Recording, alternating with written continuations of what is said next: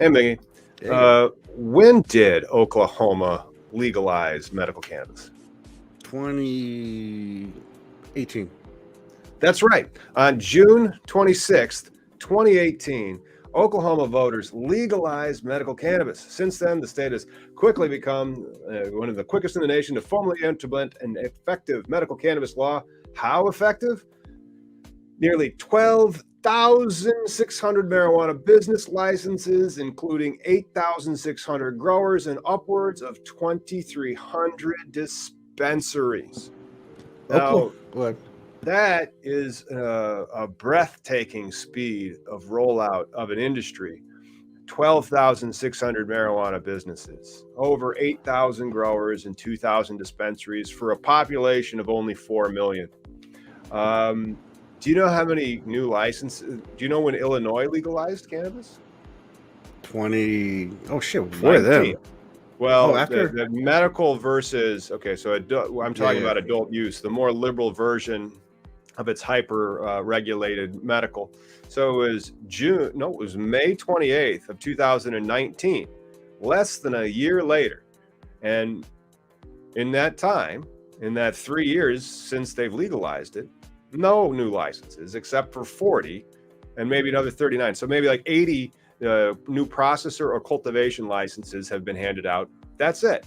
There's been another 185 dispensaries handed out, but that is in court. And so now we're talking about not 2,300 dispensaries for 4 million people, but we're talking about only 55 dispensaries, and then that granted another 55 to the people who already owned it. So they just basically got to double their holding in size. Yeah. So now we're at 110 dispensaries. Well, actually, no, you're at 55 dispensaries for adult use in the state of Illinois right now. Well, the reason why 13 million people, 55, and then there's another 185 that's set to go down the pike. There are 2,300 dispensaries for 4 million people in Oklahoma. Do you have any idea the difficulties in trying to make a financial model between those two poles when you have no freaking people, and so like all the people have to go to your dispensary versus anybody can open a dispensary? Well, the thing about Oklahoma too, I know I'm preaching to the choir. It's just when I was there when they legalized it, right when they passed the law, dude, before they had medical marijuana, they had CBD, and I've never seen so many goddamn CBD shops. Like they were like Starbucks all over Oklahoma City. Every corner I turned, there was a big pot leaf or a green cross sign, but it was just CBD. And then the law passed because I knew they were already comfortable with the plant. You know, they had CBD, and apparently a lot of people were using it. Like just everywhere. I've never seen so many goddamn CBD shops, and even when I went through Texas, I didn't see as many as I saw in Oklahoma. And then of course they passed the law, and then after they passed, so before they passed the law though, when I was there for Seattle Hemp Fest, we did a little smoke out protestival where we smoked out and hanged out at the Hilton or whatever hotel we were at. But you know, that was their little pre-protest. And when I saw so many CBD shops, it's like they're so close to being there. And then when they passed medical, they kept that Washington State model. You know, when we were there, there was so much lecturing about what Washington used to have and how their infrastructure used to be. And that's one of the things that Oklahoma cling to is like, okay, you got to have the medical market. There is no medical like cannabis license out there. There's just a business license. So you have to be residents, you have to be a patient, and then that's your pass. And then you get do I want to open a business? Then I have to buy the business license or a farm or whatever the licenses are in that area. That's what you have to adhere to. But like that's what Washington was. You can start. You don't have to like put together something ridiculous and then like one of these dispensaries. Those suckers. I mean, like again, but we have seen so many pot shops robbed out of Washington State, so there should be security regulation in those. Absolutely, but you don't have to make them even more dangerous because it's cash only. That's a federal problem, though. And this is something that we talked about like constantly all the time. Is no matter when a state legalizes, whatever level of legalization you get, there's always going to be these statements. You're still structuring the law. You're still structuring the infrastructure of the regulation. Goddamn, our Washington State Liquor Control Cannabis Board just put out a statement saying, yeah, no, there is no deliveries. Like, even during the pandemic, they didn't ever let deliveries.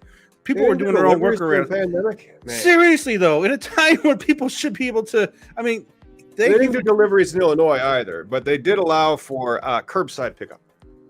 Yeah, I mean, that was it. But still, deliveries are a fundamental, like, during medical times, there was all kinds of delivery places. Like, you just go to Craigslist or whatever.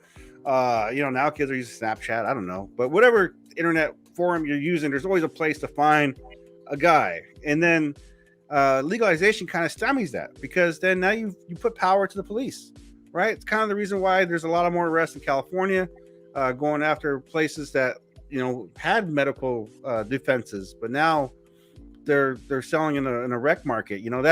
That's a shit show going on. There's so much more going on in all these states that have legalized it, the structure to get to the point where we actually have real legalization, because we don't have real legalization for the most part. Yeah, but we have, and it makes the industry like ridiculous in the sense that you're trying to understand how profitable it is. And so people will ask you like, how much money can I make with this? And I'm like, well, where are you opening it? And then like, all right, well, then here's the lift. It's going to cost you this much to get open. Oh, I don't have that. That's all right. We can tell you how to put together a team, but first you're going to have to be the person they're looking for. I mean, it becomes like this game of hopscotch and like, it's like Ocean's 11. Like you're trying to put together the team to be able to get in and then get the money. And then it all works out after that.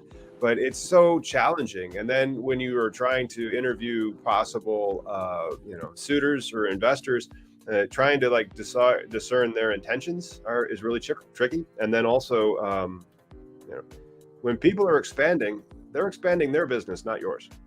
So they already have ideas and brands and things that they want to do, and they really aren't buying. They're buying what they call the paper. They're just taking the license is what they want.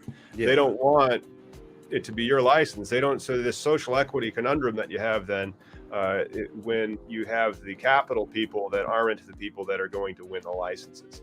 So I just figure that social equity a little bit, and then using the Oklahoma to Illinois juxtaposition as an example, that the difference there was, one had like open market, the other one had this social equity limited, super limited market. Which one's better for the patients, for the industry, for the small business owner? The better one is the open market. Yeah. Oh, you could fail. Yeah, you can. Why is your business a sure thing? This isn't Russia.